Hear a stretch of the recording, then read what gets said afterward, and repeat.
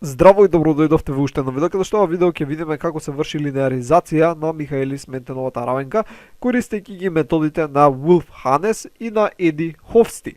И ова видео на некој си начин ќе биде побрзо, бидејќи се базира на истите идеи од претходното видео, така што многу е логично првично да го гледате за Lineweaver-Burke-овиот метод, бидејќи главната идеја е иста. Во ред, значи ќе имаме равенка и ќе имаме вредности за S и V и тие ќе ги нанесеме на график. И да започнеме. Првично ќе започнеме со Вулф Ханес методот. Овде првично имаме Михаелис Ментеновата равенка и ќе направиме од нејзе реципрочна, односно ќе направиме 1 врз V е еднакво на Km плюс S врз V max по S. Океј, ова го направивме во претходното видео, како прв чекор. Сега целото ова ќе го помножиме по S, океј, по S, и тоа всушност што се добива е S врз V е еднакво на Km плюс S, ќе оставим у заграда, по S врз, доле ќе си остане исто, V max по S. S и S овде ќе се скратат, така што тоа што ќе ни остане е всушност S врз V е еднакво на Km плюс S врз V max. Сега можеме да ги одвоиме Km и S, така што тоа што ќе се добие е следново. S врз V е еднакво на Km врз V max плюс S врз V max. Океј, сега можеме и S да го одвоиме од V max, така што ќе се добие следново, односно финалното, S врз V е еднакво на Km врз V max плюс 1 врз V max по S. Во ред. Сега можеме всушност да ги замениме местата на овој дел од десна страна на еднаквото, да ги ставиме тука, така што ќе го добие обликот y еднаква на a по x плюс b. Така што, ајде тоа да го направиме. S врз V е еднакво на 1 врз V max по S плюс Km врз V max. И всушност го добива обликот, нели, кој го посакувавме, y еднакво на a по x плюс b. Иако и претходно беше истото, само што претходно беше b плюс a по x, што е исто, но сепак вака изгледа по-препознатливо. Значи на x-оската ќе имаме S, како што си имаме во Михаелис Ментен, додека на y-оската наместо V ќе го имаме односот S врз V. Во ред, ајде сега да изведеме линеаризираната форма на Михаелис Ментен со методот на Еди Хофсти. Повторно од Михаелис Ментен, всушност правиме реципрочно и добиваме дека 1 врз V е еднакво на Km плюс S врз V max по S. Во претходната множевме со S, сега ќе множиме со V max. Океј. V max. Така што тоа што ќе се добие е овдека V max врз V е еднакво на Km плюс S по V max. Чекай, вака малце некако е лошо напишано.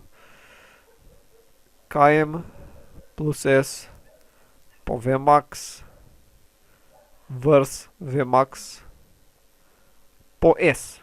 Океј, значи сега овие може да се скратат, така што тоа што ќе се добие е V max врз V е еднакво на Km плюс S врз S.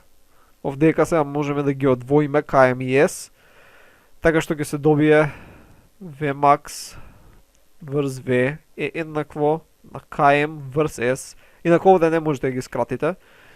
Km врз S плюс S врз S. Оред, овие може да се скратат. Инако овде не можете да ги скратите, бидејќи ова собира горе, а ова доле, кога нема знак како да множи, можете да замислите така што не може да се скрати. Но окей, овие овде како ќе искратиме, всушност се добива кец, така што тоа што овде ќе ни остане е V max врз V еднакво на KM врз S плюс 1. Сега V од левата страна дели, тоа значи дека од десната страна ќе множи.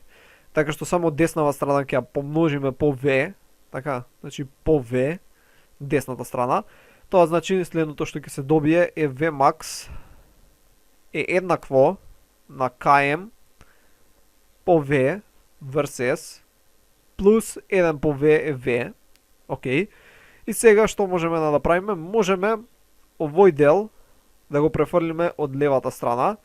Тоа значи дека ќе добие негативен предзнак и тоа што ќе се добие е минус KM по V врз S вакво плюс Vmax така е еднакво на V.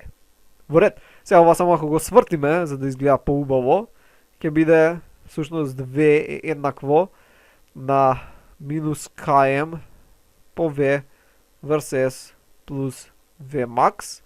И сега за да ги добиеме во форма како y еднаква на a по x плюс b, всушност ова ќе го одвоиме надвор да дојде, што всушност можеме да го запишеме како v е еднакво на минус km по v врз s плюс vmax. Каде што, нели, ова е всушност y еднакво на a по x плюс b. Ова е b, ова е x, ова е a. Во ред. Значи ова изведување траеше нешто подолго, иако може неколку чекори да се скратат. Во ред. Сега ги имаме равенките. Така, значи имаме оваа равенка, која беше спрема Еди Хофсти. Ќе ја забележиме со црвена боја. И имаме оваа горе која беше спрема Вулф и Ханес.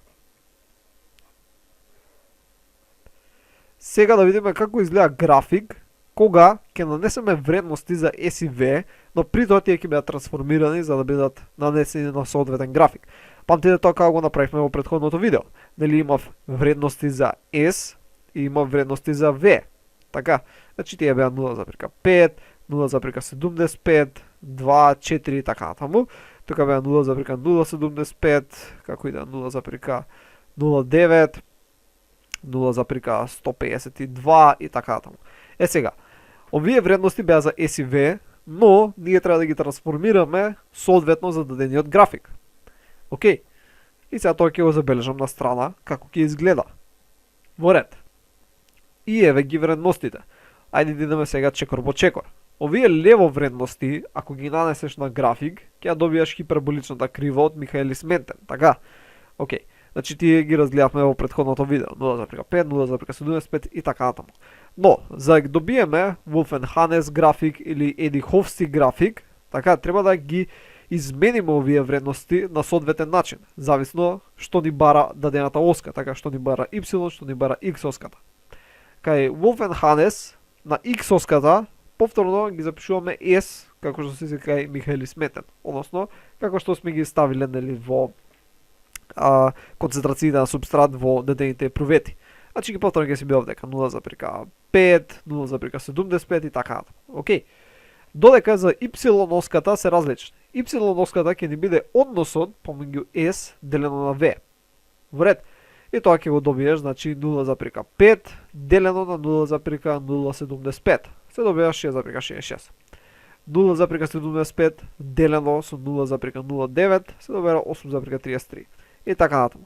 Значи 10 делено на 0,23 се добива 43,47. И така ќе ги добиеш сега вредностите за y оската. Кај Еди Хофсти е пак обратно, за v, односно за y оската, остануваат исти вредностите. Така, додека за x оската треба да ги пресметаш. За x оската се сега па v врз s. Океј. Значи, зимаш, например, 0,075 делено на 0,5. 0,15. Океј, и така натаму и така натаму. Например, 0,23 делено на 10 е 0,023. Во ред, за V, значи, ќе се останат исти, само за x оската треба да ги изведеш. И сега кога ги имаме овие вредности, можеме да ги нанесеме на график. И сега ја нема да ги нанесувам на график, само ќе видиме како би изгледал графикот, бидејќи нанесувањето го разгледавме во претходното видео. видовте, ќе си направите поделоци, ќе ги нанесете, ќе повлечете линија и сега ќе видиме каде поминува линијата и што се тоа значи. И ова значи се графиците за Wolf Hannes и Еди Хофсти. Гледаме дека кај Wolf Hannes графикот изгледа скоро идентичен со тој кај Lineweaver Burg. Вредностите овдека се нанесени, тие ги правевме на тој начин што нели на X и на Y оската ќе ги видевме вредностите кои ги дојавме од горе, ќе повлечевме линии и ги добивавме соодветните точки, ќе повлечеме една линија која само компјутер може да ја повлече правилно, бидејќи треба да поминува некако низ средната вредност од сите.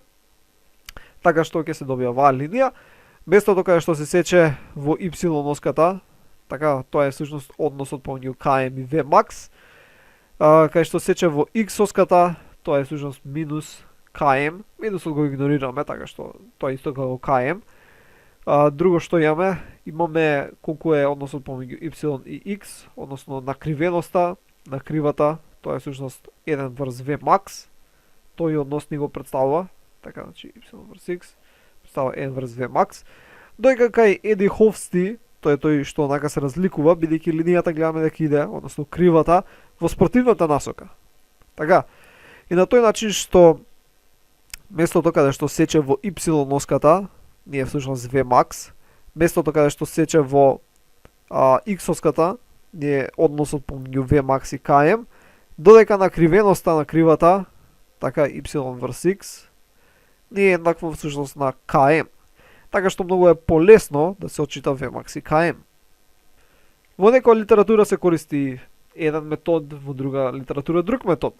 Океј, значи зависно од литературата и во различни научни трудови се користи едно или другото, но е напоменато кој се користи и ќе се увиди спрема кои ќе бидат вредностите на оските, така дали S врз V спрема S или V врз S и така натаму. Значи тоа ќе се увиди кои вредности се за оските и ќе може да се заклучи кој е графикот.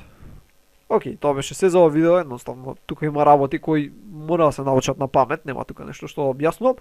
Видовте како изведувањето и ова мора самите малце да го работите на некој си начин, така да видите со формулата како иде, да пробате вредностиве да ги нанесете на графикот и така натаму. Значи тоа е тоа, се надам дека научивте нешто ново и ќе се видиме во наредното видео. Довидување.